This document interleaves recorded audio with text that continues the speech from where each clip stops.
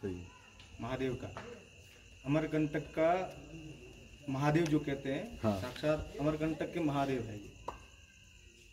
दर्शन मात्र से जो लोग 4 धाम यात्रा करके जिस पुण्य की प्राप्ति करते हैं, उतना पुण्य मात्र यहाँ दर्शन मात्र से प्राप्त होता है। अमरकंटक जो कोई भी आता है, नर्मदा मैया की जो संपूर्ण पैदल परिक्रमा करता है, उसको यहाँ आना अनिवार्य होता है, तभी अमरकंटक की यात्रा नर्मदा परिक्रमा सफल होती है। और दूसरा कि यहाँ का उल्लेख शिव महापुराण में भी है, स्कंद पुराण में भी है, अग्नि पुराण, लिंग महापुराण, ब्रह्मवर्तिक पुराण, वाल्मीकि जी रामायण, महाभारत, पद्म पुराण, ब्रह्मवर्तिक पुराण, महाकाल चालीसा आदि जगह पे यहाँ का लगभग हर जगह पे यहाँ का उल्लेख मिलेगा। कपिल मुनि जी के द्वारा प्रथम पूजा प्रारंभ है, और विशेष उल्लेख त्रिपुर भेदन का जो उल्लेख है वो यहीं का उल्लेख है। त्रिपुर भेदन के 2 कल्प है, एक है बलि के श्रेष्ठ पुत्र बाणासुर का त्रिपुर भेदन, और दूसरा तारकासुर के 3 पुत्र थे, जो तारकाक्ष, कामाक्ष, विद्युन्माली। इन तीनों ने भी 3 पुर प्राप्त किए थे, जो भगवान शंकर जी ने पिनाक नाम के धनुष और अघोर नाम के बाण से भेदन किया सर्वदेव में रथ पे चढ़ करके। तो तीनों पुर भेदन के बाद में 3 लोकों में गिरे, एक आकाश में, एक पाताल में, एक धरती पर। चांदी का पुर आकाश में गिरा, लोहपुर पाताल में गिरा, और जो स्थान है यहाँ वर्तमान में हम लोग जहाँ खड़े हैं, ये स्वर्णपुर गिरा है। स्वर्णपुर, हाँ स्वर्णपुर, इसका उल्लेख महाकाल चालीसा में मिलता है। ऋण मुक्तेश्वर स्वर्ण ज्वालेश्वर, ये स्वर्णपुर गिरा है। भयंकर एक बहुत बड़े ज्वालामुखी का पूरा आकार, जो पूरा पर्वत है एकदम, महादेव जहाँ विराजमान है, बीच का सेंटर पॉइंट, केंद्र बिंदु है। लोग वैज्ञानिक दृष्टिकोण से प्रमाण पूछते हैं, कलयुग चल रहा है, वो शास्त्रों की बातें, सत्यों की बातें हैं, तो पूछते हैं कि ऐसा क्या प्रमाण है जो स्वर्णपुर यहीं गिरा है। तो जो अंतरिक्ष स्वर्णपुर जब धरती पर गिरा ना, धरती पर एक भयंकर विस्फोट हुआ, जैसे ज्वालामुखी फटता है वैसे भयंकर विस्फोट हुआ, जहाँ पर भगवान विराजमान है, ये बीच का सेंटर पॉइंट, केंद्र बिंदु है। अब आप पूरे क्षेत्र को देखेंगे, एक बहुत बड़े ज्वालामुखी का पूरा क्षेत्र बहुत बड़े ज्वालामुखी का आकार है। इस गांव का नाम है तवा डबरा, एक तवे जैसा आकृति है। यहाँ भगवान बैठे हैं, बीच का सेंटर पॉइंट है। बाबा के दर्शन के लिए आप किसी भी दिशाओं से भी आएंगे, आपको हर क्षेत्र से बिल्कुल ऐसे उतरना पड़ता है, जैसे आप बता रहे थे ना, आपका गाड़ी के ब्रेक भी काम नहीं कर रहे, एकदम ऐसा लगे गड्ढे में है, बिल्कुल नीचे आते हैं, चारों दिशाओं से कहीं से भी आइए। जहाँ भगवान बीच में बैठे हैं वहाँ और नीचे उतरना पड़ता है, गर्भगृह और नीचे में है। अब ज्वालामुखी फटेगा तो उसका ज्वाला निकलना स्वाभाविक है ना, जैसे धरती ज्वाला के रूप में, लावा के रूप में बहने लगेगी। पूरे क्षेत्र का मिट्टी आप देखेंगे ना, दिन में देखेंगे संपूर्ण लाल मिट्टी है, और पत्थरों को देखेंगे ऐसा लगेगा जले हुए हैं, पिघले हुए हैं।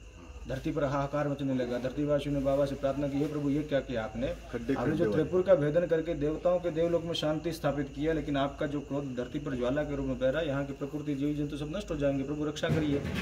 तो भगवान शंकर जो है, जो ज्वाला लावा के स्वरूप में बह रही थी, उस ज्वाला को स्वयं धारण किए हैं और स्वयं यहाँ प्रतिष्ठित हो गए हैं। इस पिंडी को किसी ने स्थापित नहीं किया, ना किसी ने प्राण प्रतिष्ठा की, और ना कहीं से बाहर से ला करके बैठाया गया, नहीं, बाबा स्वयं निर्मित के स्वरूप में, जो ज्वाला बह रही थी लावा के स्वरूप में, उस स्वरूप को स्वयं धारण किए, और बाबा स्वयं प्रतिष्ठित इसलिए कहलाए ज्वालेश्वर।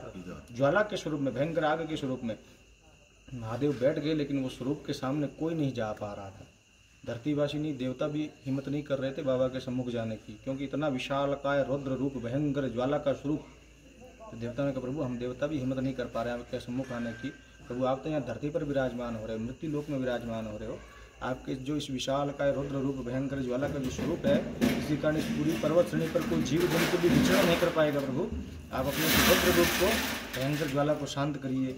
तो भगवान शिव की जंघा से ज्वाला जल के रूप में परिवर्तन हुई, महादेव को इस पिंडी को शांत किए, और वही ज्वाला, ये जो अमरकंटक क्षेत्र कहलाता है ना, ये मेकल पर्वत है, मेकल पर्वत, ये अमरकंटक मेकल पर्वत की तीसरी नदी ज्वाला जल में बदली, और जोहिला नदी के रूप में, नदी रूप में, धारा रूप में बह रही है। ज्वाला जल में बदली, इसलिए इनको जलेश्वर कहते हैं, और इनको ज्वालेश्वर भी कहते हैं। ज्वालेश्वर इसलिए कहते हैं कि ज्वाला के रूप में बहते हैं, और इनको जालेश्वर भी कहते हैं। जालेश्वर का तात्पर्य है जाल, जो सांसारिक मोह से बिल्कुल परे है, एकांत जंगल में जाल को परे और जाल को नष्ट करते हैं। जाल को विरक्त भाव है, वैराग्य स्वरूप है, महादेव का साधना का स्वरूप है, इसलिए जालेश्वर है। और ये महारुद्र मेरु का नाम सुने आप लोग? हाँ, ये महारुद्र मेरु यही है। ये बाणलिंग है महादेव का, भी आपने पूर्ण स्वरूप देखा आरती के समय, ऊपर से शिवपिंडी ऐसे चलता शिवपिंडी है, बाणलिंग है। ये भू कैलाश भगवान शिव का दूसरा कैलाश है, जो जहर पिए थे, तो उस जहर की जो वेदना पूरे ब्रह्मांड में कहीं शांत नहीं हुई, वो इस मेकल पर्वत पे हुई है। मेकल पर्वत का आकृति आकाश मार्ग से अगर देखेंगे ना, साक्षात शिव स्वरूप, शिवपिंडी का स्वरूप है, पूरा पर्वत ही शिवपिंडी है। कंकड़ कंकड़ भगवान शंकर का स्वरूप है। और यहाँ पर आते जो है ना पर्यटन पिकनिक की दृष्टि से किसी को कुछ नज़र नहीं आता है। रिसर्च करने जो आते हैं उसको कुछ नज़र नहीं आता है।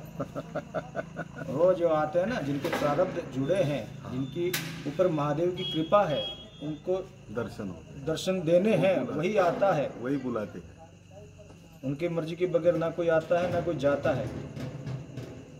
तो वैराग्य का स्वरूप है, विरक्त भाव है, एकांत जंगल के बीचों बीच, कोई आडंबरता नहीं, कोई आडंबरता का किसी तरह से आप महसूस करेंगे स्थान को। कोई भी मंत्रोच्चारण, गुरु मंत्र, दीक्षा मंत्रों से ध्यान साधना का केंद्र बिंदु है। ये तपोभूमि कहते हैं इस क्षेत्र को। जैसे देवभूमि उत्तराखंड देवताओं का वास स्थान, ये तपोभूमि है भगवान शिव का। आदि गुरु शंकराचार्य, भृगु, वशिष्ठ, अरण्यक, दुर्वासा जी, जयवन्यक, चावन्यक, बड़े बड़े संत पुरुषों का। आंखें बंद करके एक कल्पनात्मक रूप से आप अगर सोचने की कोशिश करेंगे, मैं एक पंक्ति उच्चारण कर रहा हूँ। ये मेकल का उल्लेख मिलता है शास्त्रों में, पुराणों में। यहाँ पर कमंडल से कमंडल सटे हैं और आसन से आसन सटा है। किसी के अंदर है वो योग्यता जो इस देवस्थान को महसूस कर सके, समझ सके। शास्त्रों में तो यहाँ तक कि सहज शरीर यहाँ से जाने के रास्तों का उल्लेख है। अद्भुत, अद्वितीय, अकल्पनीय, क्योंकि ये त्रिकुट का निर्माण करता है। त्रिकुट के अंदर त्रिकुट है। 3 पर्वतों की श्रेणियाँ लगती है यहाँ पर, विंध्याचल, सतपुड़ा और मेकल। ये पर्वत जो है ये तीनों का श्रेणी कहलाता है, मेकल, विंध्य और सतपुड़ा का। तो इसलिए त्रिकुट का निर्माण है। और त्रिकुट के अंदर त्रिपुर, जो त्रिपुर की 3 शिव पिंडियाँ थी वो भी इसी क्षेत्र में गिरी हैं। ज्वालेश्वर, कोटेश्वर, लोडेश्वर, तीनों बराबर दूरी पर है और तीनों त्रिभुज का निर्माण करती है। आकाश मार्ग से अगर देखेंगे उसको, तीनों का बराबर, ज्वालेश्वर, ज्वालेश्वर से 400 मीटर ये कोटेश्वर, कोटेश्वर से ये 400 मीटर ये लोडेश्वर, लोडेश्वर से वापस 400 मीटर ये ज्वालेश्वर, बराबर समान दूरी है। 400 मीटर 400 मीटर 400 मीटर पूरा एकदम त्रिभुज का निर्माण करती है। और जो भगवान शिव के तीनों नेत्रों के स्वरूप में विद्यमान है, त्रिकुट पर्वत की श्रेणी कहलाती है। इन तीनों की परिक्रमा का भी बहुत बड़ा महत्व है। कैलाश मानसरोवर की परिक्रमा का पुण्य फल प्राप्त होता है विशेष समयावधि के अंदर, जब तीनों की परिक्रमा करते हैं। तीनों सतयुग से बहुत प्राचीन जो है अमरकंटक के महादेव, बाकी मैं शब्दों से उल्लेख कर ही नहीं सकता, क्योंकि माता सरस्वती भी इनका उल्लेख नहीं कर पाई। उसका उल्लेख मिलता है शिव महिमन स्तोत्र में। एक श्लोक है, अशित गिरि शमम शात कज्जलम सिंधु पात्रे सुरतरुवर शाखा लेखनी पत्र मुर्वी लिखति यदि गृहीत्वा शारदा सर्वकालम तदपि तव गुणानामीश परम याति। हे भगवान, पृथ्वी पूरी पत्र बन जाए, पूरे जंगल के वृक्ष कलम बन जाए, समुद्र पूरी शाही बन जाए, माँ शारदा सरस्वती साक्षात लिखने लग जाए, तो भी आपका उल्लेख न कर पाएगी। बोले ज्वालेश्वर महादेव की जय। हर हर महादेव। नर्मदा